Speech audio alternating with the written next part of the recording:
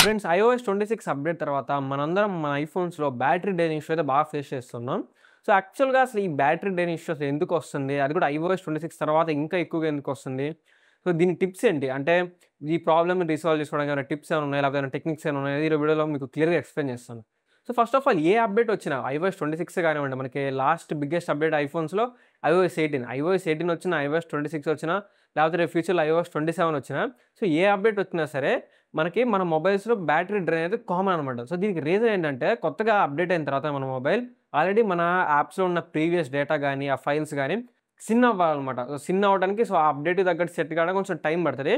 So, దానివల్ల మనకి battery drain అనేది మనకు కొంచెం అనిపిస్తది. పైగా దానివల్ల హీట్ కూడా కొంచెం ఎక్కువ అవుతది మన మొబైల్. ఇది ఒక 2, 3 డేస్ అనేది కొంచెం ఎక్కువగానే ఉంటది. బ్యాటరీ డ్రైన్ గాని, మొబైల్ హీట్ గాని అప్డేట్ వచ్చిన కొత్తల్లో. సో, తర్వాత నార్మల్ అయిపోద్ది.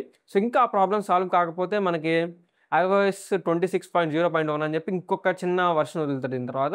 సో, అప్పుడు మొత్తం అన్నీ సాల్వ్ అయిపోతాయి. సో, మెయిన్‌గా మనం ఈ బ్యాటరీ డ్రైన్ ఇష్యూ గాని, హీటింగ్ ఇష్యూ ఎక్కువగా ఏమవుతుందో చూస్తూ ఉంటామంటే ఓల్డర్ మొబైల్స్ అంటే ఇప్పుడు మనకి ఐఫోన్ 10, ఐఫోన్ 10R తర్వాత ఐఫోన్ 11, 12, 13 సో, ఇవి కొంచెం పాత మొబైల్స్ కదా! iOS 26కి ఈ మొబైల్ సెట్ కావడానికి కొంచెం టైం పడతది. సో, ఎందుకంటే కొంచెం పాత ప్రాసెసర్లు కాబట్టి ఆ మొబైల్ హీట్ ఇష్యూస్ గాని, లేకపోతే బ్యాటరీ డ్రైన్ ఇష్యూస్ గాని కొంచెం కామన్ అనమాట.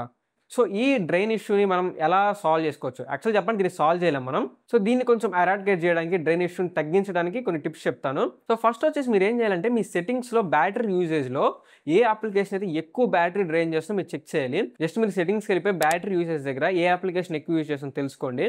సో, తెలుసుకున్న తర్వాత ఏం చేస్తారంటే అంటే మీరు దాన్ని ఎక్కువ వాడుతున్నారని చెప్పి తెలుసుకోవడానికి. సో, దాని తర్వాత మీరేం చేస్తారంటే బ్యాక్‌గ్రౌండ్ రిఫ్రెష్‌మెంట్ అని ఒక ఆప్షన్ ఉంటది. సో, ఆ బ్యాక్‌గ్రౌండ్ రిఫ్రెష్‌మెంట్‌లోకెళ్ళి సో, మీకు ఏ యాప్స్ అయితే అవసరం ఉందో అంటే ఈ యాప్స్ మాకు చాలా ఇంపార్టెంట్ అంటే పేమెంట్ యాప్స్ లాంటి యాప్స్ మీకు ఇంపార్టెంట్ అనుకుంటే సో, వాటికి మాత్రమే బ్యాక్‌గ్రౌండ్ రిఫ్రెష్‌మెంట్ యాక్టివ్‌లో ఉంచి మిగతా అప్లికేషన్స్ అన్నిటికి ఆఫ్ చేసేసేయండి. దానివల్ల ఏమైద్దంటే మీ బ్యాక్‌గ్రౌండ్‌లో అప్లికేషన్స్ రిఫ్రెష్ అవ్వవనమాట. అది ఆప్షన్ ఆఫ్ చేస్తే. లేదు మీరు అన్ని ఆన్‌లో పెట్టుకుంటే మీ బ్యాక్‌గ్రౌండ్‌లో అప్లికేషన్స్ రిఫ్రెష్ అవుతానే ఉంటాయి. దానివల్ల మీ బ్యాటరీ అనేది డ్రైన్ అయిపోద్ది ఫాస్ట్‌గా. అంటే సెకండ్ వచ్చేసి లొకేషన్ సర్వీసెస్. సో, మన ప్రతి అప్లికేషన్ డిఫాల్ట్‌గా లొకేషన్ సర్వీసెస్ ఎనేబుల్‌లో ఉంటది. సో, మీరు లొకేషన్ సర్వీసెస్ ఆప్షన్‌లోకెళ్ళిపోయి ఏ అప్లికేషన్ మీకు లొకేషన్ కావాలో మీకు 3 ఆప్షన్స్ కనిపిస్తాయి. సో, మాక్సిమం ఏం చేస్తారంటే while using the application option పెట్టుకోండి అవసరం ఉన్న వాటికి. సో, మిగిలిన వాటికి నెవర్ అని పెట్టేస్తే సరిపోద్దనమాట.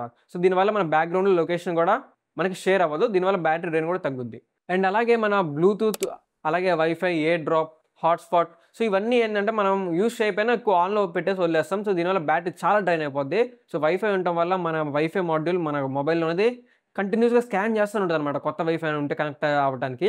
సో, దానివల్ల బ్యాటరీ చాలా ఫాస్ట్‌గా అయిపోద్ది. సేమ్ బ్లూటూత్‌కి కూడా ఇంతే అనమాట. కాబట్టి ఇవి మనం యూజ్ చేయనప్పుడు ఆఫ్ చేయడం బెటర్. ఎయిర్ డ్రాప్ కూడా. అలాగే లైవ్ విడ్జెట్స్ గాని, లైవ్ వాల్‌పేపర్స్ ఉంటాయి కదా! సో, లైవ్ విడ్జెట్స్ అంటే ఈ వెదర్ అప్లికేషన్ వెదర్ లాంటివి కానివ్వండి. సో, ఇట్లాంటివి ఉండటం వల్ల కూడా మనకు బ్యాటరీ చాలా ఫాస్ట్ డ్రైన్ అయిపోద్ది. సో, కొన్ని కొన్ని సార్లు మనకవి తప్పక యూజ్ చేయాల్సొస్తది. సో, మీకు యూజ్ లేదనుకుంటే లైవ్ వాల్‌పేపర్స్ చేసుకోవడం బెటర్. సో, ఇంకొకటేంటంటే మనం రీసెంట్ యాప్స్‌ని ఎక్కువ క్లోజ్ చేసి మళ్ళీ ఓపెన్ చేస్తూ ఉంటాం. సో, సపోజ్ ఇప్పుడు మీరు ఇన్‌స్టాగ్రామ్ వాడుతున్నారు ఒక 5 మినిట్స్ బోర్ కొట్టేసింది. దాన్ని క్లోజ్ చేసి మళ్ళీ సో, దాని వెంటనే రీసెంట్ యాప్స్ నుంచి తీసేస్తాం. సో, మళ్ళీ ఇంకొక కొంచెం సేపు తర్వాత ఓపెన్ చేయాలనిపించింది. సో, మళ్ళీ ఇన్‌స్టాగ్రామ్ ఓపెన్ చేసి మళ్ళీ చూస్తాం. సో, దీనివల్ల ఏమైద్దంటే బ్యాటరీ చాలా డ్రైన్ అయిపోద్దనమాట. సో, కాబట్టి రీసెంట్ యాప్స్‌ని ఫ్రీక్వెంట్‌గా క్లోజ్ చేయొద్దు. సో, అలా పెట్టుకోండి.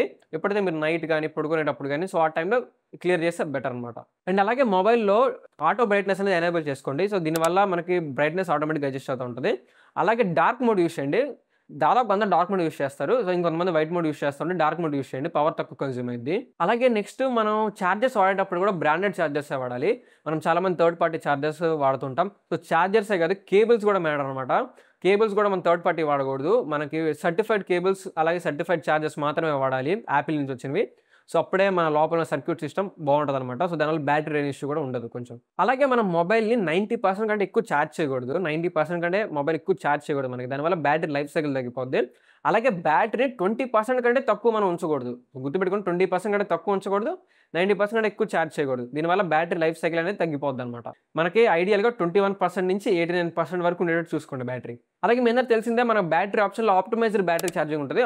ఆల్మోస్ట్ ఆల్ అందరూ ఎనేబుల్ చేసుకుంటారు. సో, ఎవరైనా మర్చిపోతే దాన్ని కూడా ఎనేబుల్ చేసుకోండి. అలాగే బ్యాటరీ హెల్త్ చెక్ చేసుకోండి. మన ఐఫోన్ బ్యాటరీ హెల్త్ అనేది 85% కంటే ఎక్కువ ఉంటే మన బ్యాటరీ అనేది వెల్ అండ్ గుడ్‌గా ఉంది. సో, 84% కంటే తక్కువ ఉంటే మీ బ్యాటరీ అనేది మెల్లగా ఇంకా దాని సీన్ అయిపోతుందని అర్థం అనమాట. 85% కంటే ఎక్కువ ఉంటే మీ బ్యాటరీ గుడ్ కండిషన్‌లో ఉందని అర్థం. ఒకవేళ బిలో 80 ఉంటే మీరు పక్కా బ్యాటరీ అనేది రీప్లేస్ చేయాలి. అలాగే ఎప్పుడైనా మీరు ఛార్జింగ్ అయిపోయినప్పుడు మొబైల్‌ని లో పవర్ మోడ్‌లో ఉండి యూజ్ చేయండి. అలాగే ట్రావెలింగ్ చేస్తున్నప్పుడు కూడా లో పవర్ మోడ్‌లో ఉండి యూజ్ చేయడం బెటర్ అనమాట. సో, దానివల్ల మనకి ఛార్జింగ్ అనేది చాలా సేవ్ అవుద్ది. సో, ఇది గైస్ ఈ వీడియో. సో, వీడియో కనుక మీకు ఎంతమంది యూజ్‌ఫుల్ అయితే వీడియో లైక్ చేయండి. అలాంటి మరిన్ని వీడియోస్ కోసం మన ఛానెల్ తప్పకుండా సబ్స్క్రైబ్ చేసుకోండి. మళ్ళీ ఇంకో వీడియోతో మళ్ళీ మీకోసం దెన్ బై బై నౌ.